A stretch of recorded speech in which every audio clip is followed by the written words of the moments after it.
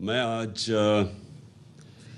اپنی قوم کو بتانا چاہتا ہوں کہ ہم جو انہوں نے نیب کے اندر امینڈمنٹس کی ہیں پارلیمنٹ کے اندر، یہ جو گورنمنٹ نے امینڈمنٹس کی ہیں، میں جو مین بات آج کرنا چاہتا ہوں کہ ہم نے فیصلہ کیا ہے اسی ہفتے سپریم کورٹ میں اس کو چیلنج کرنے کا۔ لیکن میں سب سے پہلے، کیونکہ میں اپنی ساری قوم کے سامنے جو بات رکھنا چاہتا ہوں وہ یہ کہ جب 26 سال پہلے میں نے پاکستان کے اندر یہ انصاف کی تحریک چلائی تھی، تو 26 سال پہلے میں نے قوم کو ایک چیز بتائی تھی کہ جس قوم کے اندر کرپشن ہو وہ ترقی نہیں کر سکتی۔ جو کرپشن ہے یہ ہے کیا؟ جس قوم کے اندر انصاف نہ ہو، یعنی کہ قانون کی حکمرانی نہ ہو، وہ کرپشن اس کے سمٹمز ہوتے ہیں۔ یعنی اگر مجھے کینسر ہوئی ہے تو جو پھوڑا نکلتا ہے وہ کینسر کا سمٹم ہے۔ تو جو کرپشن ہے وہ جب انصاف نہیں ہوتا معاشرے میں تو یہ اس کی پھر ایک بیماری نظر آتی ہے۔ تو 26 سال پہلے یہ جب انصاف کی تحریک چلائی تھی تو میں سارا وقت ایک چیز کہتا رہا ہوں کہ اگر اس ملک نے ترقی کرنا ہے، اس ملک میں قانون کی حکمرانی آئے گی۔ قانون کی حکمرانی اور انصاف کا کیا مطلب ہے؟ انصاف کا مطلب ہے کہ سب انسان قانون کے سامنے ایک برابر، یعنی کوئی انسان قانون کے اوپر نہیں ہے۔ اور قانون کا مطلب یہ جو وہ بھی میں واضح کر دوں کہ ہمارے نبی صلی اللہ علیہ وسلم نے تقریباً 1500 سال پہلے آج سے جو بات کہی تھی، وہ بار بار میں اپنی قوم کو بتانا چاہتا ہوں کہ تمہارے سے پہلے بڑی قومیں تباہ ہوئیں جدھر طاقتور کے لیے ایک قانون، اور اس کو آپ اگر وہ جرم کرے، اگر چوری کرے تو اس کو سزا نہ دو، اور جو چھوٹا کمزور چور ہو اسی کو جیلوں میں ڈالو۔ یعنی جس ملک میں ایک طبقہ قانون سے اوپر ہو، قانون نچلے غریب کمزوروں کے لیے ہو، لیکن طاقتور کے لیے اگر وہ قانون سے اوپر ہو تو وہ ملک تباہ ہو جاتے ہیں، بنانا ریپبلکس بن جاتے ہیں۔ وہ ملک، ان کا کوئی مستقبل نہیں ہوتا۔ اگر آج ایک قوم امیر ہے تو وہ اس لیے نہیں کہ وہاں وسائل زیادہ ہے، اور اگر آپ قوم میں غربت زیادہ ہے تو وہ اس لیے نہیں کہ وسائل کی کمی ہے۔ کمی ایک ہی چیز کی ہے، انصاف کی۔ جس ملک کے اندر انصاف نہیں ہے، یعنی طاقتور قانون کے نیچے نہیں ہے، وہ ملک کبھی بھی ترقی نہیں کر سکتا۔ تو میں یہ جو 26 سال کی میری ساری سٹرگل ہے، وہ میں ایک ہی چیز لے کے پھرا ہوں کہ جب تک پاکستان کے اندر یہ جو بڑے بڑے اس ملک کے مجرم ہیں، جب تک ہم ان کو قانون کے نیچے نہیں لے کے آتے، یہ پاکستان آگے نہیں بڑھ سکتا۔ اللہ نے ہر قسم کی اس ملک کو نعمت بخشی ہے، لیکن ہم وہاں نہیں پہنچے جدھر ہمیں بہت پہلے پہنچ جانا چاہیے تھا، اور اس کی وجہ یہی ہے۔ اب یہ جو ہوا ہے اسمبلی کے اندر، یہ ایک میں اب اس کو کس طرح آپ کو بتاؤں کہ یہ ایک ملک سے کا مذاق اڑایا گیا ہے، یہ ملک کی توہین ہوئی ہے۔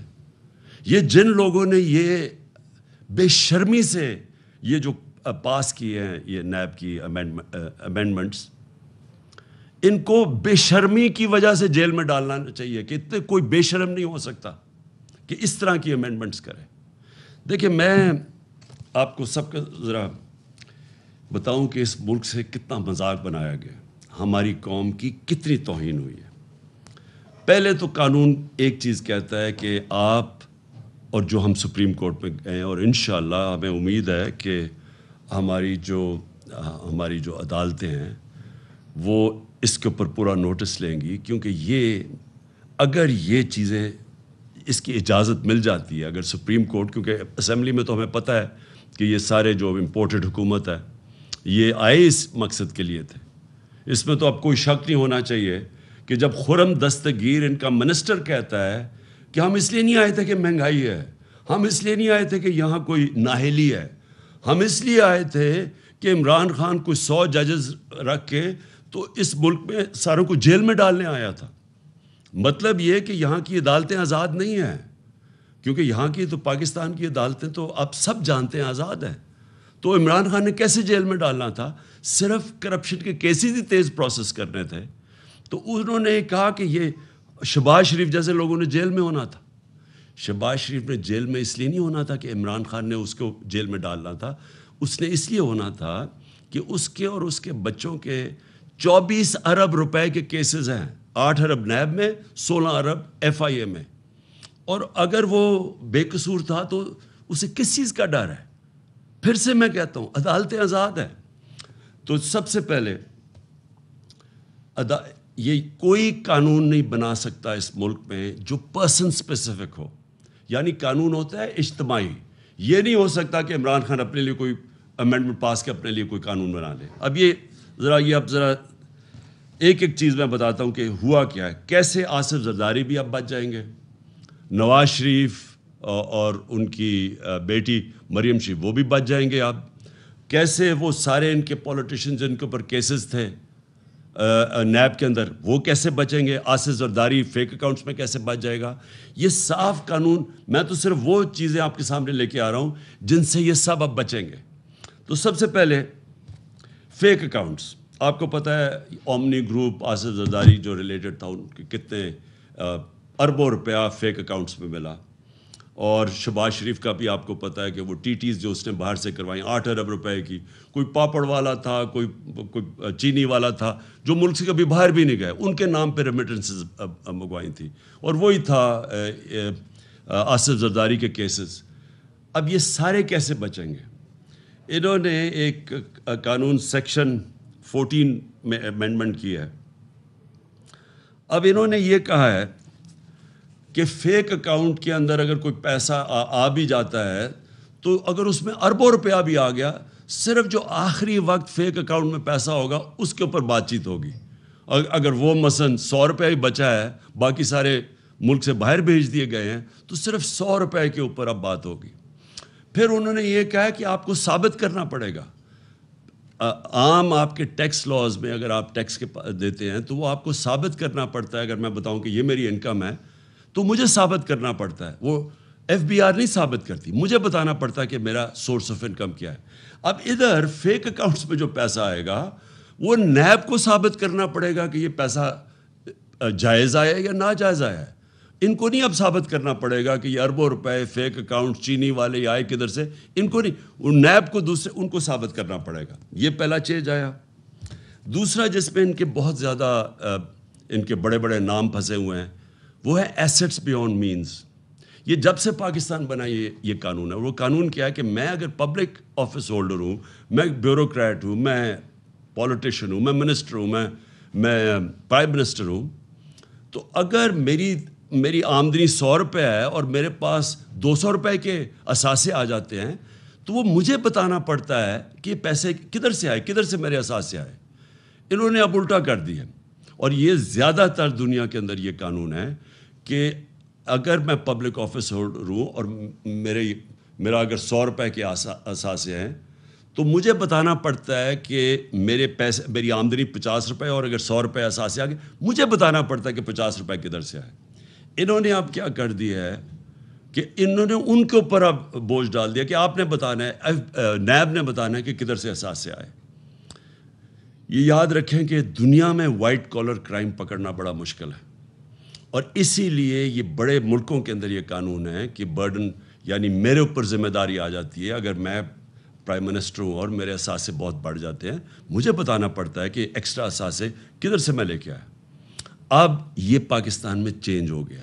اس کا مطلب جتنے ان کے لوگ ہیں جو پھنسے ہوئے ہیں، ان کے ایسٹس بیونڈ مینز ہے یعنی آمدنی سے زیادہ اثاثے ہیں، اب وہ سارے بچ جائیں گے. پھر یہ آ گیا سیکشن 9، یہ ادھر میں وہ سارے بچ جائیں گے. پھر سیکشن 21 ہے. اب اگر ہمیں، اور یہ ذرا غور سے سنیں، اگر ہمیں یہ انفارمیشن باہر سے آتی ہے کہ جناب انفارمیشن آتی ہے کہ جی عمران خان کے وہاں اتنے بڑے پیسے پڑے ہوئے ہیں، عمران خان کے وہاں کتنے لاکھ پاؤنڈ کروڑ ڈالر پڑا ہوا ہے. اب وہ کوئی مجھے بتانے کی ضرورت نہیں ہے، کیونکہ وہ جو باہر سے انفارمیشن ہے وہ اب ایڈمٹ ہی نہیں ہوگی.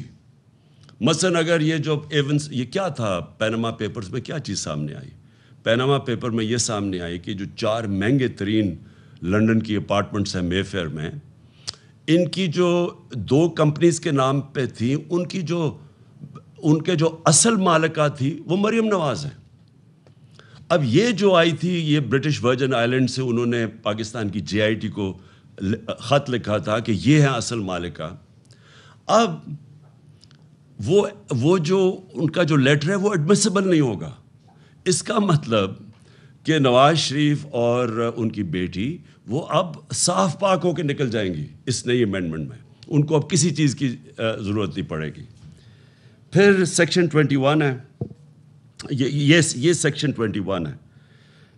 پھر ایک اور چیز نکلی ہے منی لانڈرنگ جو اب ہے۔ منی لانڈرنگ کا مطلب ہوتا ہے کہ ناجائز یعنی غیر قانونی طور پہ میں پیسہ چوری کر کے پیسہ میں ملک سے باہر بھیج دوں، اس کو منی لانڈرنگ کہتے ہیں۔ اب یہ جو منی لانڈرنگ ہے یہ نیب کے سے انہوں نے نکال لی ہے، اور اب یہ صرف FIA کے نیچے آ گئی ہے منی لانڈرنگ۔ تو جتنے بھی منی لانڈرنگ کے کیسز تھے وہ اب نیب سے نکل جائیں گے، اور وہ جو اس کے اندر شامل ہے وہ بھی اب بچ جائیں گے۔ اور FIA کس کے نیچے ہے؟ FIA نیچے ہے ویسے ہی انٹیریئر منسٹر یعنی رانا ثناءاللہ کے نیچے ہے، اور اب اور جو نیب ہے نئے قانون میں وہ بھی آ جائے گی رانا ثناءاللہ کے نیچے۔ تو اس میں بھی اب سمجھ لیں کہ رانا ثناءاللہ اب ایکشن لے گے شریف برادران کے اوپر یا آصف زرداری کے اوپر، یہ اب آپ کے سامنے ہے۔ اور پھر ایک اور چیز ہے بے نامی۔ اب میں اگر فیصلہ کروں کہ پیسے چوری کر کے اور میں اپنے رشتہ داروں کے نام دے دوں، میرے بیٹے باہر لنڈن بیٹھے میں ان کے نام دے دوں، تو اب میں بچ جاؤں گا، یعنی مجھے کوئی نہیں پوچھ سکتا کہ اگر میرے بے نامی میں کسی اور کے نام پہ پراپرٹیز کر دوں۔ یہ سب سے بڑا ظلم ہونے جا رہا ہے۔ اجازت دی جا رہی ہے آپ کہ کوئی گورنمنٹ میں سرکاری گورنمنٹ میں بیٹھا ہو، کوئی منسٹر ہو، کوئی بیوروکریٹ ہو، وہ جو بھی اب پیسے بنائے وہ اپنے بچوں کے نام کرے، رشتہ داروں کے نام کرے، وہ اب جواب دہ نہیں ہے۔ یہ دنیا کے اندر اس طرح کا قانون نہیں ہے یہ جو انہوں نے بنا دیا۔ کہنے کا میرا مقصد یہ ہے کہ یہ پاکستان سے اگر خدا نہ خواستہ ملک کے اوپر کوئی بمباری بھی کوئی کر دینا تو اس سے بھی بڑا یہ جرم ہوا ہے۔ یہ صرف یہی نہیں کہ یہ صرف سب بچ جائیں گے، ان کی چوری اب ساری بچ جائے گی۔ اور یہ جو خرم دستگیر نے جو پھر سے میں کہہ رہا ہوں اس نے یہی کہا کہ یہ ساروں کو ڈر لگا ہوا تھا کہ عمران خان NRO نہیں دے رہا، 3.5 سال انہوں نے مجھے مسلسل بلیک میل کیا۔ آپ کو پتہ ہے ہر جگہ انہوں نے ہر موقع پہ انہوں نے مجھے بلیک میل کیا کہ ان کو NRO دیے۔ اوپر سے کہتے تھے کہ ہم کوئی NRO نہیں مانگ رہے، لیکن جب FATF کی لیجسلیشن آئی جو آج یہ سارے بڑے اس کی کہہ رہے ہیں کہ یہ ہم نے بڑا اچھا کوئی کام کر دیا ہے، FATF کی لیجسلیشن کے اوپر انہوں نے ہمیں پوری کوشش کی NRO لینے کی، اس طرح کی امینڈمنٹس لے کے آئے۔ جب ہم نے نہیں کیا تو انہوں نے پوری کوشش کی ہمیں بلیک میل کرنے کی کہ وہ لیجسلیشن نہیں پاس ہوگی۔ اس کے بعد انہوں نے واک آؤٹ کیا اسمبلی سے، جبکہ میں ان کی بات نہیں مانا NRO کی۔ اب جو ان کو یہ ساری جو NRO مل گیا NRO 2، یہ NRO 2 صرف اب ان کی چوری ختم نہیں ہوگی، یعنی ان کی سارا اب پہلے جنرل مشرف نے NRO 1 دیا تھا، اس میں یاد رکھیں ہدایبہ پیپر مل کا کیس تھا، وہ پیپلز پارٹی کی گورنمنٹ نے بنایا تھا نواز شریف کے اوپر، اس کے اوپر اسحاق ڈار کی کنفیشنل سٹیٹمنٹ تھی، سارے اس کے اوپر پتہ تھا کہ کدھر انہوں نے منی لانڈرنگ کر کے پیسے پہلے تو بھیجے وہاں، وہ قاضی فیملی، اس کے اوپر BBC کی فلم بنی کہ کیسے چوری کا پیسہ پہلے وہاں بھیجا، پھر ادھر سے واپس ریمیٹنسز دکھائیں، اور پھر ان کی شریف فیملی کے خاندان میں وہ پیسہ گیا۔ وہ اوپن اینڈ شٹ کیس تھا۔ جنرل مشرف نے اس کا NRO دیا پہلے اور نواز شریف کو باہر جانے دیا۔ اس کے بعد دوسرا NRO ملا آصف زرداری کو، اور یہ یاد کرا دوں کہ تب بھی امریکہ کا ہاتھ تھا۔ کونڈالیزا رائس جو سیکرٹری آف اسٹیٹ تھی، انہوں نے اپنی کتاب میں لکھا ہوا ہے کہ کیسے انہوں نے جنرل مشرف اور بے نظیر کو اکٹھا کیا اور کیسے پھر یہ نیگوسیشن میں NRO ملا، ان کے کرپشن کیسز ختم ہوئے۔ ان کرپشن کیسز کے اندر $60 ملین پڑا تھا سوئٹزرلینڈ میں. وہ پاکستان کیس جیت چکا تھا. وہ پھر پاکستان پیچھے ہٹا. وہ $60 ملین ہضم کیے گئے آصف زرداری نے. اور پھر پاکستان کا جو تب ایمبیسڈر تھا وہ سوئٹزرلینڈ گیا اور اس نے سارے وہ جو ثبوت تھے وہ سارے اپنی گاڑی میں ڈال کے لے کے جا رہا. وہ سب نے دیکھا. وہ NRO میں ان کے پیسے بچے. سر محل جو انہوں نے اسمبلی کے فلور میں زرداری نے کہا تھا کہ ہمارا سر محل نہیں ہے, وہ سر محل کے اوپر جب پاکستانی گورنمنٹ نے کیس کیا, وہ پاکستانی گورنمنٹ کیس جیتی. یہ بلکہ لڑے ہی نہیں کیس, کیونکہ انہوں نے تو کہا ہوا تھا ہمارا ہے نہیں, چوری کا پیسہ تھا. وہ بکا. وہ پاکستان کو پیسہ آنا تھا, پاکستان کی عوام کو. وہ NRO کے اندر وہ بھی پیسہ انہوں نے رکھ لیا اور وہ ہضم ہو گیا. یہ تو صرف وہ تھے جو پکڑے گئے ہیں. جو باقی ان کی دولت جو ان کے باہر ملکوں میں پڑی ہوئی ہے اس کا تو کوئی حساب نہیں ہے. کیونکہ وائٹ کالر کرائم پکڑنا آسان کام نہیں ہے, خاص طور پہ ہمارے جیسے ملکوں میں. یہ ساری ڈیولپنگ ورلڈ کا پرابلم ہے. جو اس وقت ملک غریب ہیں ان کا سب سے بڑا مسئلہ یہ ہے کہ ان کا جو انصاف کا نظام ہے وہ پکڑ ہی نہیں سکتا. یہ جو بڑے بڑے چور, جو وائٹ کالر اچھے وکیل جن کے پاس ہیں, جن کے پاس طریقے ہیں باہر بھجوانے کے, آف شور اکاؤنٹس میں جو پیسے بھیج دیتے ہیں, جو ایونس فیلڈ, یہ جو میئر فیئر میں ان کے فلیٹس ہیں, یہ آف شور کمپنی سے خریدے ہوئے ہیں, جو 2 کمپنیز ہیں. تو ان کے اوپر مریم نواز کا نام آیا تھا. یہ اس کے لیے ہمارے جیسے ملکوں کے پاس وہ انفراسٹرکچر ہی نہیں ہے کہ ہم اس کو واپس لے سکیں. اور جو امیر ملک ہیں وہ بھی پوری کوشش کرتے ہیں کہ یہ پیسے واپس نہ آئیں ہمارے جیسے ملکوں میں, کیونکہ ان کو فائدہ ہو رہا ہے. یہاں سے جب پیسہ ان کے ملک میں جاتا ہے تو ان کو تو فائدہ ہو رہا ہے, ان کے ملک میں پیسہ آ رہا ہے. لیکن جو ڈیولپنگ ورلڈ میں ملک ہیں وہ سارے آج وہ نقصان ان کو ہوتا ہے کہ جب یہ طاقتور چوری کرتا ہے. میں پھر سے یہ کہتا ہوں, ہمارے نبی صلی اللہ علیہ وسلم نے 1500 سال پہلے یہ بات کر دی تھی کہ جب آپ طاقتور ڈاکوؤں کو نہیں پکڑ سکتے اور صرف کمزوروں کو پکڑتے ہیں تو کمزور کتنی چوری کرتا ہے. وہ بھینس چوری جس نے کرنی ہے, موٹر سائیکل چوری کرنی ہے, کوئی گاڑی چلے چوری کر لی, وہ کتنا پیسہ چوری کر لے گا؟ تو وہ تو پیسہ یہی رکھے گا. لیکن اربوں روپیہ جب آپ چوری کرتے ہیں, یہ جو 16 ارب روپیہ صرف یہ تو پکڑا گیا FIA کا, صرف شہباز شریف کا, اور یہ جو ان کا ٹوٹل آپ کو پتہ ہے کہ اس سے 1100 ارب روپیہ اب یہ ہضم ہو جائے گا ان سب کے. یہ جو امینڈمنٹس پاس کیے ہیں اس ملک کا 1100 ارب روپیہ چوری کا جو آنا تھا واپس, وہ اب یہ ساروں کے یہ پھر کھا جائیں گے جس طرح NRO 1 میں کھایا تھا. تو یہ آپ یہ یاد رکھیں کہ یہ جو پیسہ جب یہ چوری کرتے ہیں 16 ارب یا شریف خاندان کا 45 ارب روپیہ ٹوٹل, یہ جو پیسہ ہے یہ ان کو باہر بھیجنا پڑتا ہے کیونکہ پاکستان میں رکھیں گے تو یہ نظر آ جائے گا. لہٰذا چوری کرنا پہلا نقصان, چوری کر کے ڈالر حوالہ ہنڈی سے ڈالر لے کے پیسہ باہر بھیجنا یہ دوسرا نقصان. اس کا ایفیکٹ پڑتا ہے ہماری کرنسی کے اوپر, ہمارے ڈالر ریزروز پہ. پھر جیسے جیسے اگر آپ زیادہ پیسہ باہر بھیجتے ہیں, جو کہ غریب ملک یا جو ڈیولپنگ ورلڈ ہے یہ باہر جب بھیجتے ہیں, ان کے جو بڑے بڑے ڈاکو ہیں وہ جب باہر بھیجتے ہیں پیسہ تو وہ ان کی کرنسی پہ فرق پڑتا ہے. تو جب روپیہ آپ کا گرتا ہے ہر چیز مہنگی ہو جاتی ہے, تو اس چوری سے غربت پھیلتی ہے. اس لیے جب تک ہم بڑے بڑے چوروں کو نہیں پکڑیں گے, ان لوگوں کو احتساب نہیں کریں گے, یہاں چوری تو رک نہیں لگی. اب جو انہوں نے امینڈمنٹ پاس کیے یہ نہیں کہ صرف یہ بچ جائیں گے, اب جو بھی طاقتور لوگ پاکستان میں منی لانڈرنگ کریں گے, جو پیسے چوری کریں گے, یہ سب اب بچ جائیں گے اس سے. تو یہ جو نقصان پہنچانے لگا پاکستان کو, میں حدیث اس لیے بار بار بتاتا ہوں کہ انہوں نے 1500 سال پہلے کہہ دیا تھا کہ وہ قومیں تباہ ہو جاتی ہیں, وہ قوم کبھی بھی اوپر نہیں آ سکتی جدھر بڑے ڈاکوں کو آپ نے اس طرح کی امیونٹی دے دی اور اس طرح کا NRO دے دیا. تو میں آخر میں اپنی ساری قوم کو کہنا چاہتا ہوں کہ دیکھیں یہ ہے جہاد. ہم تو لڑیں گے پوری طرح. میں تو 26 سال ان کے خلاف کھڑا رہا ہوں. میں نے 3.5 سال ہر قسم کا میرے پہ پریشر ڈالا گیا کہ ان کو NRO دے دو. ہر قسم کا مجھے برداشت کرنا پڑا, بلیک میل ہوا میں, لیکن میں نے تو نہیں دیا. اب انہوں نے آ کے واپس یہ سازش کے تحت اب واضح ہو جائے کہ ان کا واپس آنا کوئی اس ملک کے اندر مہنگائی کا کم کرنا نہیں تھا, महंगाई मार्च जो हो रहे थे, 3 धरने दिए इन्होंने कि जी बड़ी महंगाई हो गई, बड़ी फ़िक्र थी इनको।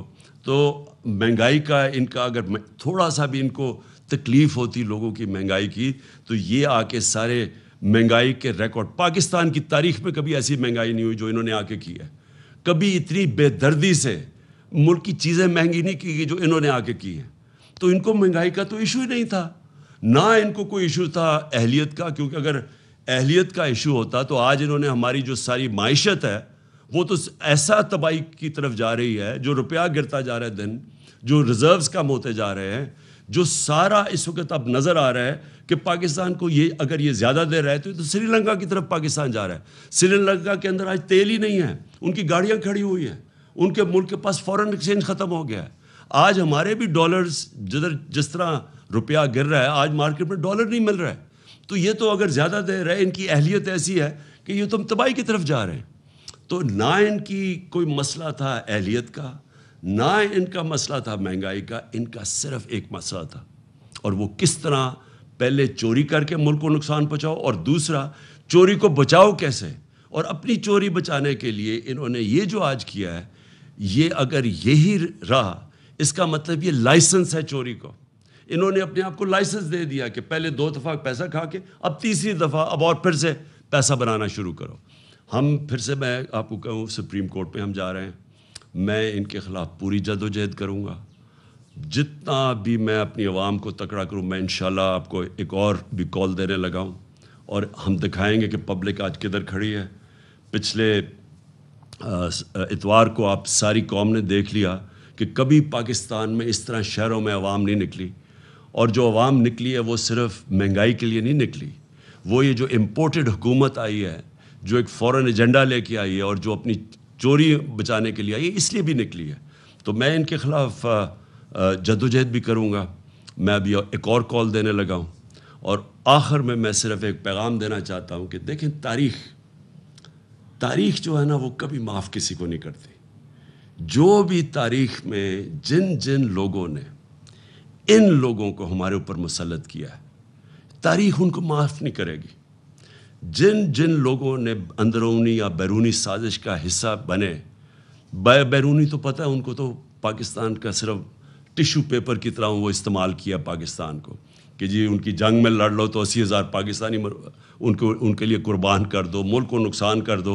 उन्होंने तो शुक्रिया तक नहीं करना, क्योंकि पाकिस्तान जब ज़रूरत पड़ी तो अफ़गान जहाद थी, तो उन्होंने सोवियत यूनियन को कमज़ोर करना था, वो फिर उन्होंने हमें आगे कर दिया। तो उनका तो अपने मकासद है, उनको हम क्यों बुरा भला कहें कि अगर आप इस्तेमाल होना चाहते हैं, आप अगर टिश्यू पेपर बनना चाहते हैं तो अगले इस्तेमाल करेंगे।